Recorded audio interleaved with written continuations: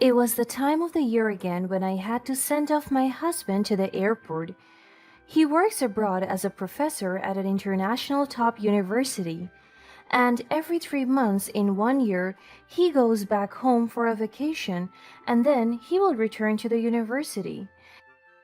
It is really tough for me, especially that I have to raise three of our children alone. Well, technically, I'm not alone because I have my mother in law with me, but that's another kind of tough for me. You heard it right. While my husband is working overseas, my mother in law and father in law live with us. They help me in taking care of the children as well as with other household chores. They have been a very good companion to me, but there were just times when my mother in law overpowered me and took control of the house, especially in terms of managing the finances and even in disciplining the children. On top of that, she kept on questioning my decisions and even the actions that I take inside the house.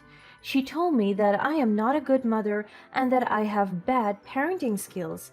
Aside from that, she always says hurtful words towards me, and sometimes she can even be more violent. It has always been known to me that she harbored a deep rooted animosity towards me from the start. Her disdain seemed to seep into every interaction, poisoning the family dynamic. The voiceover called the attention of the passengers, so my husband stood up. Well, that's my flight. My husband said in a very bittersweet tone. He looked at me and tears started to form. Oh, here we go again with the goodbye and I'll be back soon. Our children quickly hugged their dad and gave him lots of kisses. Be good to mommy while dad is away, okay? I promise I'll buy lots of toys this time. He said as he ruffled each of the kids' hair. He went to me and hugged me, even gave me a prolonged forehead kiss. Take care, alright? Call me as soon as you land. You too. If you need anything, mom and pops will help you. I nodded as a response. I never told him about his mother's treatment towards me because I don't want him to worry. And I could still contain her behavior towards me, and it is still bearable, so I can hold it off. The voiceover echoed through the airport lobby once again. Our kids started to sob, and I hugged them all, trying to calm them down.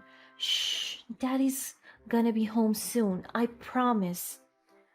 My husband gave them one hug and waved us goodbye as he walked towards the check in area. Sadness and longing lingered in me once again, but I have to be strong for my family.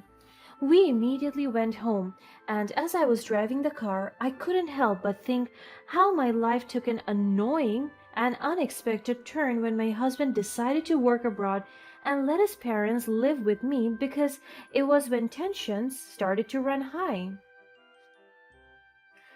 As soon as we got inside the house, I heard a banging sound from the inside. I sighed and closed my eyes, taking in all the strength. This kind of commotion is not new to me anymore. A loud grunt was heard across the residence, so I hurried inside with my kids. I am so used to all this, but every time I hear my father in law scream in pain, it still hurts me.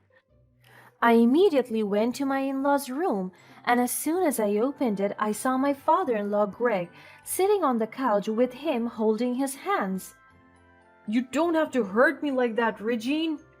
He shouted at my mother in law, but his voice was so weak it didn't even stun his wife.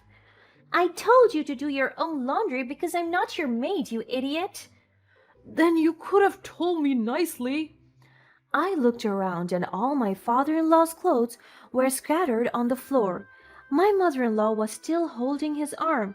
Maybe she held it so tight because I could clearly see her grip on his arm. Nicely? What are you, 3 years old? Why would I ask nicely? It's called respect. I interrupted them. I walked directly to my father in law and checked his arm. He grunted in pain as I tried to touch it. Oh, so you are here, lady in shining armor. You are just as useless and stupid as my husband. I clenched my fist to control my anger. I control myself not to do anything that I would eventually regret. Regine's cruel treatment wasn't limited to just me. She directed her insults and disrespect towards my father in law as well, and every time I witnessed the pain she inflicted on him, it broke my heart. Whenever my father in law failed to do something, it seemed so easy for her to lay a hand on this poor old man. I helped my father in law to get up, and he shook his head as he looked at me. The dismay and disappointment on his face was so evident. You two are a pain in the ass. If not only my son asked me to man his house, I wouldn't be here. I would be at a beach club living the best of my days.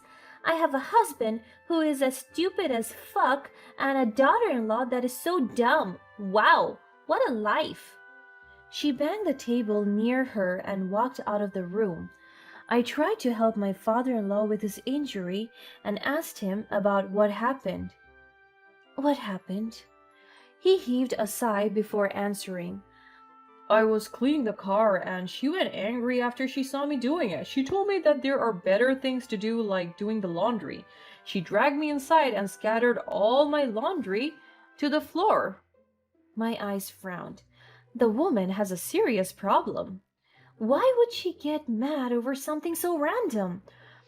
I heard she asked Joe to look for a driver. But you always wanted to drive us around. I know, but your mother-in-law doesn't want me to do that anymore. I guess I'm useless now. No, you are not. The door opened and the kids ran to their grandfather. They checked up on him and promised me that they will take care of him. Amidst this cruelty, I am so glad to have such sweet and caring kids. I really want to tell my husband about everything, but I'm so afraid that it would affect him. And my father-in-law kept on insisting that I must not tell his son about this because he is worried that Joe would be distracted, especially that he is living away from us and all alone. That's why I try to keep headstrong despite everything. I went along with my mother-in-law's treatments. As long as she doesn't hurt the children, and fortunately, she loves them so much. The next day, my mother-in-law opened the door for a visitor. The man looks younger than me, probably in his mid-20s. He looks handsome, with a good build. She walked towards us and introduced him with a smile on her face. Greg, Helen, and kids, meet Carlos, our new car driver. I just looked at them plainly. She never consulted me about this, and given that my father-in-law only heard this from my husband, made it clear that she doesn't intend on telling us about it. Oh, so you're the driver my wife has been raving about? The driver smiled. Pleasure to meet you, sir and ma'am. He looked directly towards me. I wasn't informed on having a car driver. Pops is still good at it. Wouldn't that be another financial liability? My mother-in-law started to manifest anger again as she noticed my skepticism, but she tried to brush it off. Oh, don't be so hard on Carlos. He's a hard-working and trustworthy man. She tapped her hand on Carlos's arm and even massaged it lightly. My eyes widened. Why is she being so touchy with this man? I hope you're right, Regine. I guess it's a break for me. He turned to the kids. Will it be okay if Pooh-Pops won't drive you to school? The kids nodded, telling him that he needs to rest as well. Regine's flirtatious behavior with Carlos does not go unnoticed by me, and it completely added to my unending concerns. During dinner, I could feel that my father-in-law was skeptical about the new driver. Are you sure we can trust this guy, Regine? I can't help but feel uneasy about him. I saw her roll her eyes at him. Can you stop being paranoid? I am doing you a favor here. You will get to rest because your loving daughter-in-law here treats you nothing like a driver. My eyes widened. That is not true. Oh, do shut up, dear. That commotion was another concern. I tried not to argue with her and spark a fight. I am so tired with all of that. And there's nothing we can do but to accept that we now have a driver. I tried to look at the brighter side. My father-in-law would get to rest and the driver can fill in his role. I just hope he is trustworthy enough. One afternoon, I was preparing snacks for the kids when they finally got home from school. My father-in-law was trimming the backyard's grasses. The driver went inside with them, so I offered him a snack as well. My mother-in-law followed them inside. She went with them as well because she decided to go for a jewelry shopping spree. I just couldn't bear looking at her wasting all the money, but it's hers anyway. It's none of my business. My mother-in-law was carrying two paper bags, so the driver immediately helped her and walked with her towards her room. It was so weird. Why is she allowing the driver to go inside their room? My father-in-law noticed it and went inside to grab some juice. He didn't say a thing and went to their room. I paid it no mind and started to prepare for dinner. I saw my mother-in-law leave the room humming to her heart's content while checking her jewelry in the backyard. After a while, the driver went out to the porch with my father-in-law following him, but little did I know that later that night the most harrowing incident was bound to happen. I was cleaning the kitchen when my mother-in-law stormed at me. She slapped me immediately and grabbed my hair. I screamed out of pain, but she pushed me down to the floor and kicked my leg, so I stumbled my face flat to the ground. I can't believe you stole my jewelry, Helen. How dare you betray my trust? What is she talking about? She held my hair tightly to raise my face from the ground. I didn't take anything, please believe me. Her anger intensified as she picked me up and backed me into a corner. She grabbed my arm violently. You think you can fool me? I won't let you get away with this. She accused me of stealing her precious jewelry. Consumed by her rage, she stooped to an unimaginable low, demanding that I strip naked so she could search for evidence. She grabbed my shirt and ripped it apart. She even scratched my neck. Where is my jewelry, you filthy ass bitch? I told you I don't have it. Please stop. It was a degrading experience that left me feeling violated and helpless. I tried to break free from her grip, but I was so overwhelmed by her aggression. She tried to rip my shorts apart, but suddenly the door swung open, revealing my father-in-law. In a twist of fate, Greg walked in on this horrifying scene. His eyes widened with shock and anger as he took in the sight before him. Without hesitation, he stepped up to defend me against his own wife's baseless accusations and threats. In that moment, I saw a glimmer of hope that someone in this family would stand up for me. Regine, what's going on here? She released me, as she was momentarily taken aback by my father-in-law's unexpected presence. Oh, shut the hell up, Greg. This woman stole my jewelry. I caught her red-handed. If you want to help her, just don't do it. You won't succeed anyway. Regine, enough with these mistreatments. I can't believe you would treat Helen this way without any evidence. Have you lost your mind? I certainly think that she lost her mind a long time ago. Regine smacked me out from telling the truth. I want all her nonsense to end. Regine, this ends now. No more false accusations and abuse. She just laughed at him as if nothing fears her. My father-in-law stepped between me and her, shielding me from further harm. Regine fumes in anger. If you defend her, Greg, I'll make sure everyone thinks she's seducing you. I'm your wife. You listen to me. Ah, yes. The wife that always reminds me of being stupid and dumb. Regine, your threats won't work anymore. Your behavior has crossed the line. It's time to face the consequences. Regine's face twisted with anger and frustration as she realized her power over me and Greg was slipping away. The aftermath of that pivotal moment was filled with tension and uncertainty. The family dynamic shifted, strained by the revelation of Regine's true color. Yet, amidst the chaos, the truth began to surface. I saw Carlos walking out of your room, our own room. Are you having an affair with him, woman? My eyes widened in shock. No, this isn't true. Regine looked away and still continued to act superior. What a baseless accusation! Same as to me. You accuse me over something I didn't do, but mine happens to be true.